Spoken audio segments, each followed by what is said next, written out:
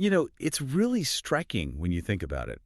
These big worries we have today about corporate power, about the system maybe feeling rigged. Yeah. Well, they're not exactly new, are they?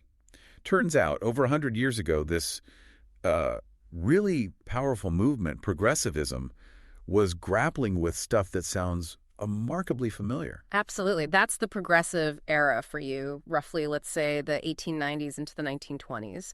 It was just this huge period of social and economic shakeup, reform, really, in America. And that's what we're digging into today, right? Looking at the ideas, the motivations behind it all, using Richard Hofstadter's book, The Age of Reform. Exactly. And Hofstadter brings this really interesting angle. He suggests it wasn't just about people struggling economically. Okay. He talks about this concept of a status revolution, the idea that for a lot of the key progressive figures, it was actually about feeling like their social standing, their, influence was slipping away, not just about money. That is a fascinating way to look at it. It goes beyond just the dollars and cents, doesn't it? It really does. It adds another layer. And for anyone listening who wants to maybe chew on these complex ideas a bit more, we should mention Mindful Moments. Ah, yes. Our YouTube channel. Right. It uses AI to sort of break down books like this one, really designed to get you thinking critically about these kinds of topics. So, yeah, check that out. Definitely worth a look. Okay, so to really get what these progressives were pushing against, maybe we should start with the farmers. What was the situation on the ground, agriculturally speaking? Good starting point, because there was this powerful image, right? The yeoman, farmer, independent, virtuous, this sort of backbone of America. The classic ideal. The classic ideal. But Hofstadter points out that the reality, especially by the late 19th century, was, well, quite different. Agriculture was becoming much more commercial, much more mechanized. So less about the self-sufficient ideal and more about operating in a market. Precisely. Farmers were increasingly business people, caught up in market cycles, dealing with debt, railroads, middlemen, all the pressures of a commercial economy. And that must have caused some serious anxiety. I mean, you see those articles Hofstadter mentions, farm journals practically begging, boys, stick to the farm. Exactly. There was this real fear about people leaving the countryside for the cities. It wasn't just numbers. It felt like a threat to a whole way of life. Worries about, urban life, vice, poverty, corrupting the perceived virtue of the farm. It's interesting, though, how the book differentiates the American farmer from, say, European peasants. It wasn't quite the same thing. No, very different dynamics. That's a key point Hofstadter makes. The American farmer, even running a family farm, was essentially a small commercial operator, an entrepreneur. Right. They needed capital. They were market-focused in a way. European peasant agriculture with different labor structures and less capital demand often wasn't. It's this business aspect mixed with the family farm ideal. So the farmer is juggling being a businessman and the head of the family, living that agrarian ideal or trying to. How did that sort of dual role shape their politics, their rhetoric, especially leading into populism? Well, it created tension. As business people, they might look for practical fixes, co-ops, lobbying, but drawing on that powerful agrarian myth, their language often became much broader, more ideological. Targeting the money, power, that kind of thing. Exactly. Seeing this big struggle between the people and the interests. And when times got tough, they often leaned heavily on that image of the virtuous farmer being wronged, sometimes, Hofstadter suggests, overlooking their own commercial roles and ambitions. Which sets the stage perfectly for populism. The book really frames it as a crucial forerunner to progressivism, boiling up from all this farm-based discontent. Absolutely. Populism had some core beliefs Hofstadter lays out, this idea of a lost golden age, a belief in sort of natural harmonies that had been disrupted. A simpler time. A simpler, better time. Then this very strong, almost black and white view of society, the hardworking people versus the exploitative interests. And critically, a tendency towards conspiracy theories, especially about international finance. Plus, this focus on the role of money itself, which we can get into. Yeah, but even with all that fiery talk, the book mentions this deep undercurrent of anxiety running through the populist movement. What was that about? Well, despite the optimism in some of their rhetoric, they saw the fight against the plutocracy, the wealthy elite, as incredibly high stakes, almost existential. Like do or die. Pretty much. They feared that if they failed, it wouldn't just be a setback. It would mean the total victory of the moneyed interests, maybe even the end of democracy as they knew it, perhaps even through violence. That sense of impending crisis was really palpable. And the conspiracy theories. Mm-hmm. The book spends a good bit of time on why populists seem drawn to them. Yeah, Hofstadter suggests several factors. One was just this widespread feeling that their problems, low prices, high debt, weren't just bad luck or market forces, but the result of deliberate plotting by powerful hidden forces. The interest pulling the strings. Right.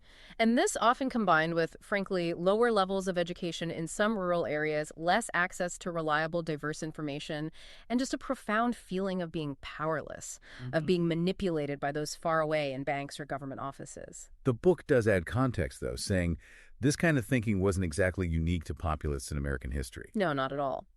Hofstadter points out other times, think Federalists versus Jeffersonians or the whole fight over annexing Texas, where one side accused the other of secret plots and hidden motives. Intense conflict breeds suspicion. Okay, so let's look at a specific example. The book uses Mrs. Embry's books, The 7 Financial Conspiracies Which Have Enslaved the American People. That sounds pretty direct. What was her big conspiracy theory? Oh, it was a doozy. She basically painted the pre-Civil War U.S. as this economic utopia. Then, she argued, the war gave the money kings of Wall Street their chance. To do what? To manipulate the currency, control the money supply, basically engineer booms and busts to enrich themselves at the expense of farmers and workers. She laid the post-war economic troubles squarely at their feet. And the crime of 1873, the demonetization of silver, was central to this. She links it to a specific person, Ernest Sade, and British capitalists. That was a cornerstone of the populist conspiracy narrative Hofstadter describes. The story went that this guy, Sade, supposedly an agent for the Bank of England, came over and bribed U.S. congressmen to stop the minting of silver dollars. Why would they do that? The alleged motive was that British investors held lots of U.S. bonds. If those bonds had to be repaid only in gold, which was scarcer than silver, the value of their investment would go up. So this crime, according to Mrs. Emery and others, wasn't just policy. It was a deliberate, villainous robbery that caused the panic of 1873 and all the hardship that followed. Wow. Okay. But the book also touches on a darker side to some of this populist feeling, things like Anglophobia, fear of Britain, and even Judophobia, anti-Semitism. How did those fit in? Yeah, Hofstadter argues these prejudices were unfortunately woven into the populist worldview for some. It tapped into this older, deeper nativist strain in American culture, a suspicion of foreigners, of outsiders. And cities were seen as part of the problem. Often, yes. Cities, with their immigrants and different ways of life, were sometimes viewed as centers of corruption, contrasting with the perceived purity of the countryside. This distrust could easily morph into blaming foreign powers like England, seen as the center of international finance, or, tragically, lashing on to anti-Semitic stereotypes, linking Jewish financiers to that same money power. It reflected existing biases and anxieties about rapid social change. Okay, let's pivot slightly. The book describes this shift happening around 1900, from populism mainly being about farmers to progressivism, which brought the middle class into the reform picture much more. What changed? Well, the reform energy just broadened out quite dramatically after the turn of the century. While populism had its roots firmly in agrarian soil, progressivism became this much more widespread push. Hofstadter calls it an effort at self-reformation. Self-reformation, meaning Meaning it wasn't just seen as one class fighting another. It was more like a widespread feeling that American society itself had lost its way, somehow lost touch with its core values of individualism, democracy, and, importantly, moral and civic virtue. The goal wasn't just shifting wealth, but restoring what they saw as a better, purer, more democratic America. Okay, and this connects back to that status revolution idea, especially for certain types of progressive leaders, the mugwump type, as Hofstadter calls them. Who are these guys? Right, the mugwumps. Hofstadter argues that many key progressives came from these older, established families, often Protestant, Anglo-Saxon, or maybe New England roots, well-educated, the kind of people whose families had traditionally held social and political influence. But they weren't necessarily poor. Not usually, no. Their motivation, according to this theory, wasn't primarily economic distress for themselves. It was this feeling that their status, their social standing, the respect they were traditionally accorded, was diminishing as this new class of incredibly wealthy industrialists. The plutocracy rose to prominence. So it was less about their bank balance and more about feeling like their moral authority, their traditional leadership role, was being pushed aside by, new money. Exactly. They felt the values they represented, public service, education, a certain kind of moral seriousness, were being devalued, overshadowed by what they saw as the crassness and irresponsibility of the new corporate elite. They felt sort of morally expropriated, Hofstadter says. But then the book says the next generation, the sons and successors of these mugwumps, they became the real progressives who actually mobilized people. How did they make that leap? They learned to connect better, essentially. They became more comfortable with popular government, more willing to engage directly with the grievances of ordinary people, farmers, workers. They were maybe more flexible, more pragmatic than the older generation. And that allowed them to build a much broader coalition, gain real mass support. The book also talks about professionals, lawyers, academics getting more involved in progressivism. What drew them in? Let's start with lawyers. Well, the legal profession was growing rapidly, and it was becoming deeply intertwined with the corporate world. This brought prosperity for many lawyers, sure, but Hofstadter suggests it also created unease for some. Ethical concerns. Yeah, ethical dilemmas, a feeling that the law was maybe tilting too much towards serving corporate power rather than justice for all. That sense of conflict pushed some lawyers towards reform ideas. And academics. Universities were changing too, weren't they? Big time. Universities were modernizing, professionalizing. And while Hofstadter notes that academia mostly still supported the status quo, a significant group emerged. He calls them a creative minority who started critically analyzing society, questioning the power of vested interests, and providing intellectual ammunition for the reformers. People like Veblen, Beard, Yeah. those early social scientists. Exactly, those kinds of figures. They were developing new ways to think about the economy, government, society, challenging the old assumptions. So even if these professionals were doing okay themselves, they shared this sense of humiliation and common grievances against the plutocracy, as the book puts it. It wasn't just self-interest. Right. It was a feeling that the sheer dominance of wealth was distorting society, devaluing things like expertise, education, public service, the very things they valued. It was a kind of moral and intellectual indignation that fueled their support for progressive causes. Another big piece the book highlights is the rise of consumer worries and antitrust feelings.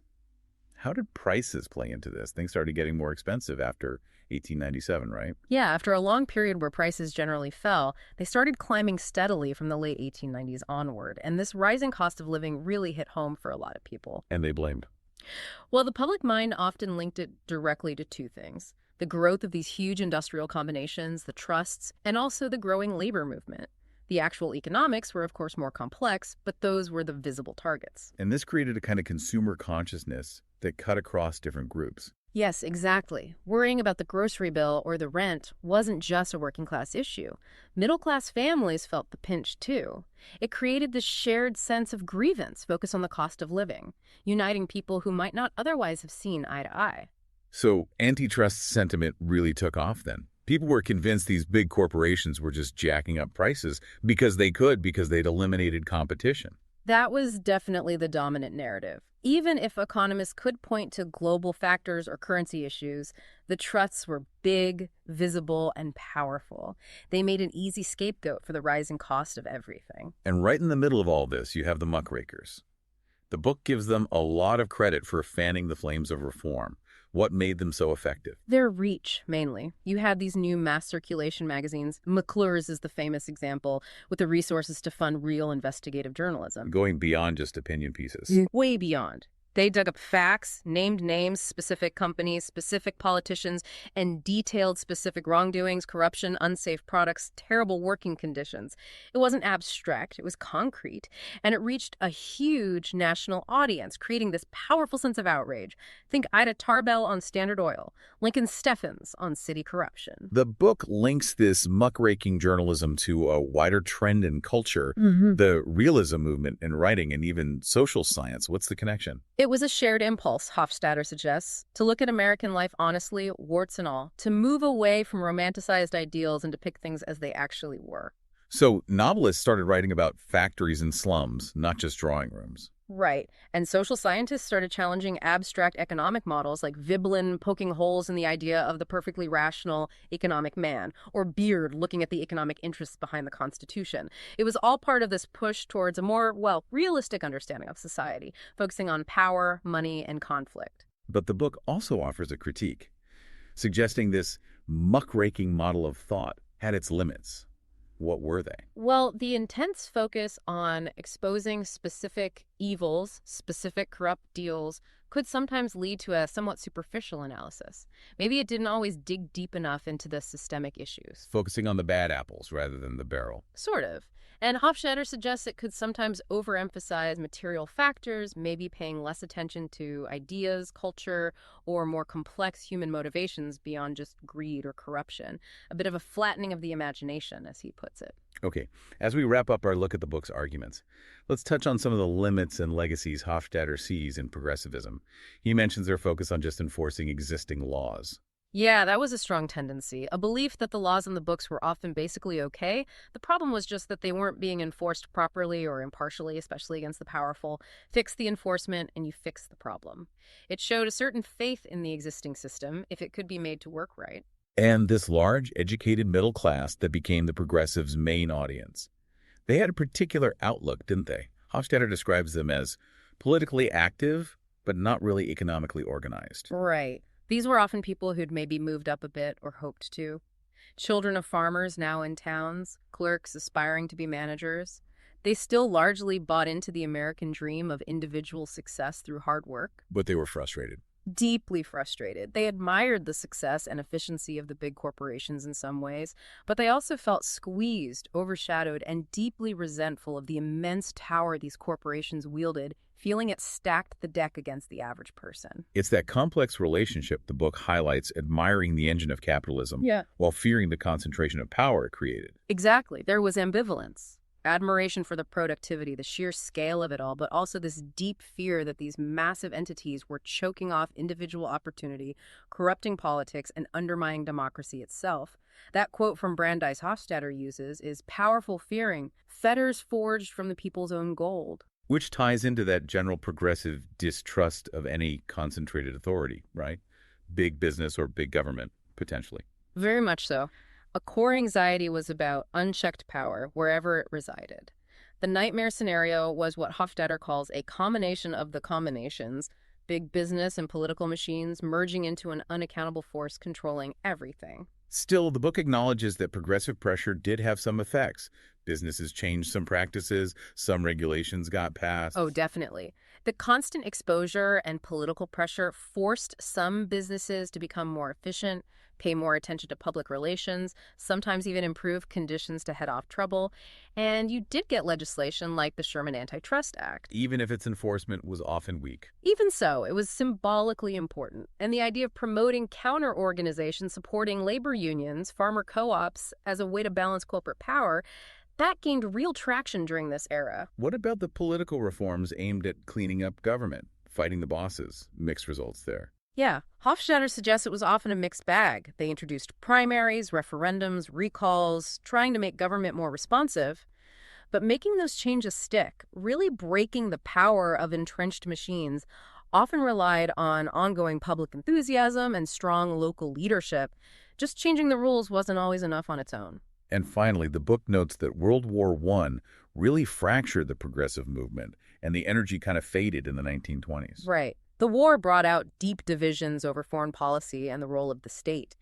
And the post-war atmosphere, the Roaring Twenties, was just a different climate, much more conservative in many ways. Plus, Hofstadter points out progressivism was fundamentally about reforming a society assumed to be basically healthy, just needing democratization and moral uplift. It wasn't really equipped to deal with the kind of total economic collapse that came later with the Great Depression. It really is uncanny, though, how those core progressive struggles, reining in corporate power, tackling inequality, worrying about the health of democracy itself, feel so incredibly present today. They absolutely echo down the years, don't they? This book really gives you that historical depth, showing how long we've been debating these fundamental questions about fairness, power, and opportunity in America. And again, for deeper dives, check out Mindful Moments and our podcasts. Definitely. It makes you think, doesn't it?